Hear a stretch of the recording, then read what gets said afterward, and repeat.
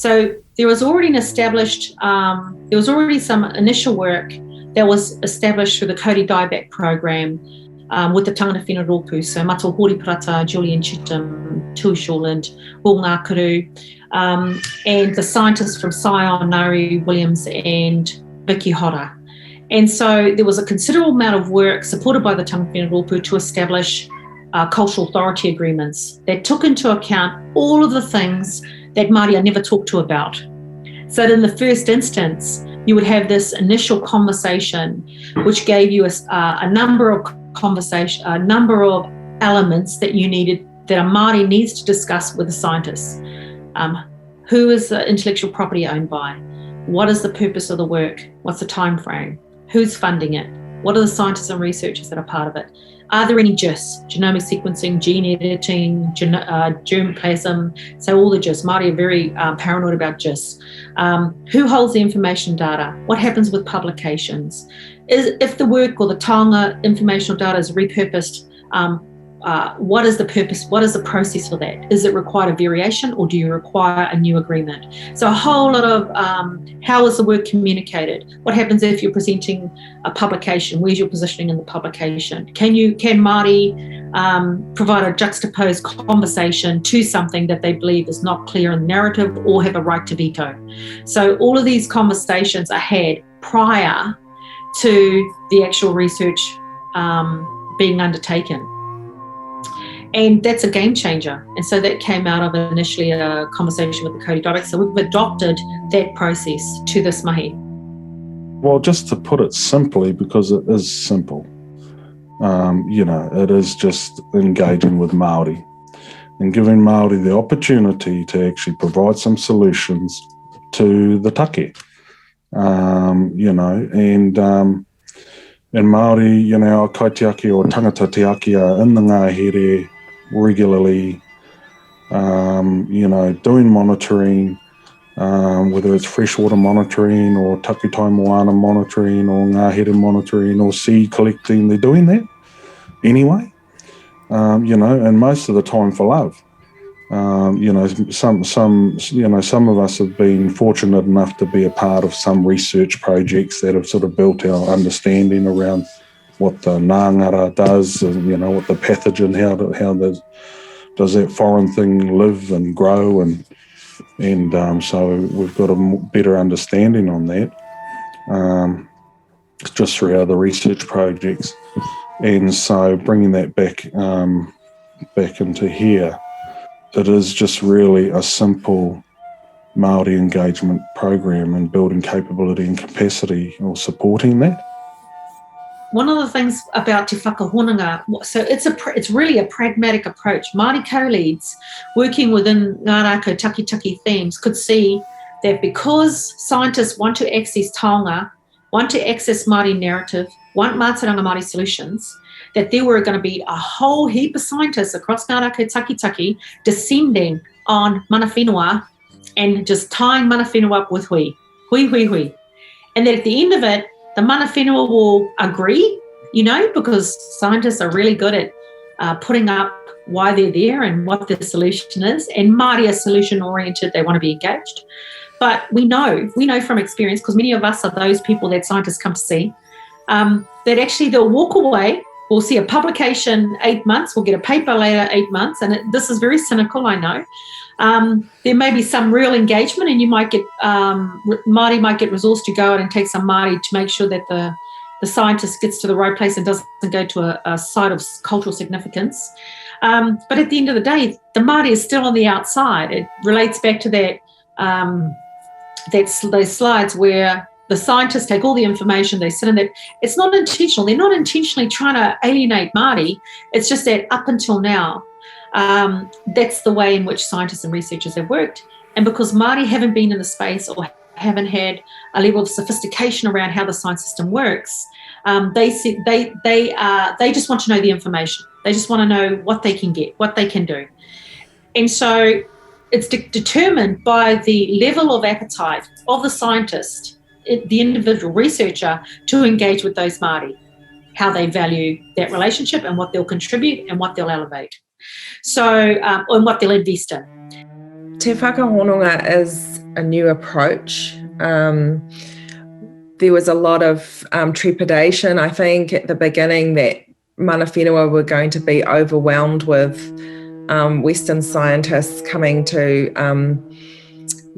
give them a whole lot of technical detail and come into rohe and, be looking for material or kōrero or all of those types of things. And we wanted to have a very, a clear platform for exchange of information and protecting that information and creating relationships, lasting, enduring relationships going forward between scientists and mana whenua and providing a platform for mana whenua to do what they're already doing as kaitiaki, but to be resourced to do it and to have a pathway for information collecting and being able to use that information in the future and contribute to meaningfully to the mahi and the myrtle rust and Kauri dieback space.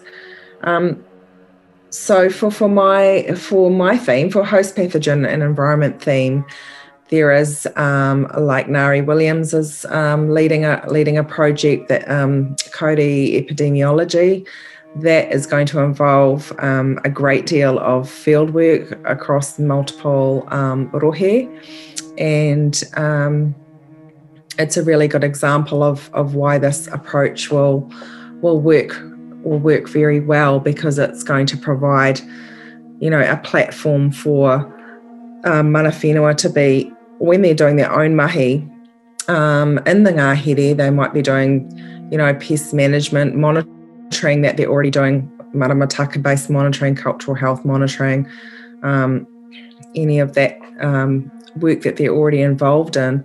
It provides an opportunity for them to collect information for the epidemiology project alongside. Mana whenua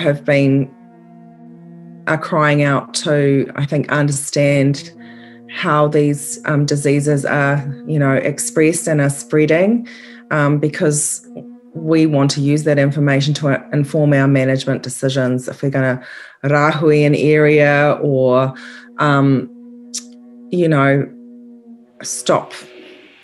stop undertaking certain activities in an area or start in undertaking certain activities in an area, all of those types of things. So the work that the Western scientists like Ngāri are doing are really central to the information that we're wanting to receive, and we're wanting to be involved in. We're wanting to be involved in surveillance, we're wanting to be involved in monitoring, and we're wanting to put our own spin on that. So Te Whakahononga allows us to do that. It allows us to gather information that's timely and desired by the Western scientists, but we want it too, and we're going to be able to get it in a format through this program, through this approach, Te Whakahononga approach that is that is able to be understood by us and applied by us. So it's not just being gathered up and going away somewhere where we're never going to see it again, or never be going to be able to retrieve it, or not even say that it's ours. Now we're going to be able to say that actually it's our information that we're sharing with you, if we choose to. So it's a really, I think from a practical level, it's a really great collaborative approach. It provides a really great collaborative approach, but also it protects our knowledge, our places, our taonga species in a way that I haven't come across before in my experience and my work in the with science and Māori before. So yeah, I think it's great to be a part of developing it, and it's great to be. It will be great to be a part of seeing it being implemented, and maybe even providing a sort of blueprint for more mahi like this going forward with other, with other science projects and research programs. The whole idea of Te Whakahononga was born out of a need to engage mana whenua, tangata whenua, Ahika, all of those people. And what we have in Ngā Rākau Taketake is seven themes. And what could have occurred is that all 7 themes would have been looking to engage Māori somewhere around the country. What we didn't want to see happen is that all 7 themes go to one rohe 7 different times to request assistance or partnership in their project. So this is, Te Whakahononga is all about trying to get everyone working together, identifying which areas or rohe they want to work in, and then having a single contact point for the challenge, or Ngā Rākau Taketake, with a single contact point out in the region. So simply put, that's Te Whakahononga, yeah. We could see that actually there needed to be a more sophisticated approach to engaging with Māori, and that we didn't actually want to overlay Māori with all of this work without recognising the very first thing I talked about with the Mataranga Māori framework, the recognition that they have an intimacy with the ngangara, and they have a vested interest in protecting their taonga. Because in their taonga, in Kauri Forest and our ngahere, lays our language, our cultural relationships, our intergenerational history, our tikanga, so the way we behave, and so our medicines, our food, our relationship back to tupuna, the names of things, all sit within these landscapes and naturescapes. And so we wanted to wrap around a way to, one, invest in Māori where we could, and also to involve them in the work that they would be doing on the ground. So the investigations on the ground. So instead of a scientist or someone being contracted to do that, we thought where there was the opportunity for Māori to do that work, Māori should have their capability invested in. And then the other part was to support the relationships between all of these researchers across these Crown Research Institutes and universities, so that at the end of this project, those relationships are established.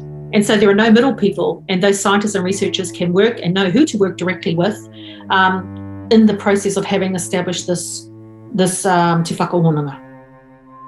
It hasn't been that simple, in that a lot of the themes are a bit unsure currently as to which regions they do or rohe they want to work in.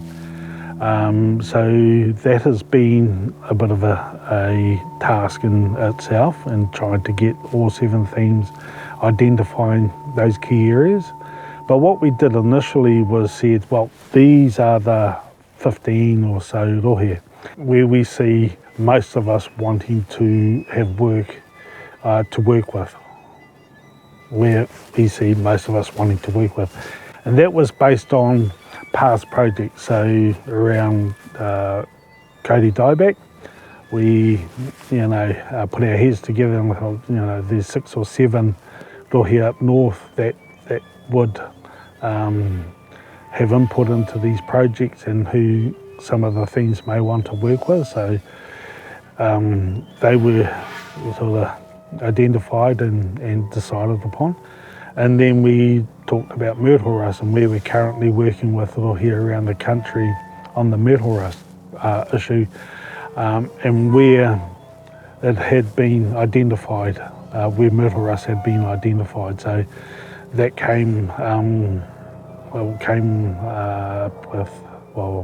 they had identified another 8 for us, or 9 I think.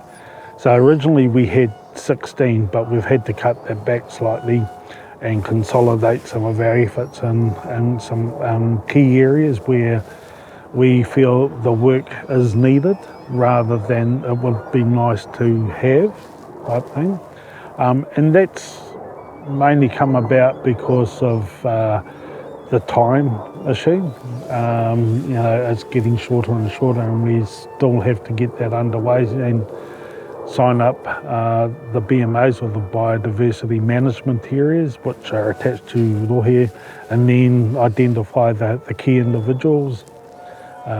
Within Te Whakahononga, we've identified who the project lead is, or the manager of the Te Whakahononga. It is not a project, but we're calling it a project, but it is it's just a new way of engaging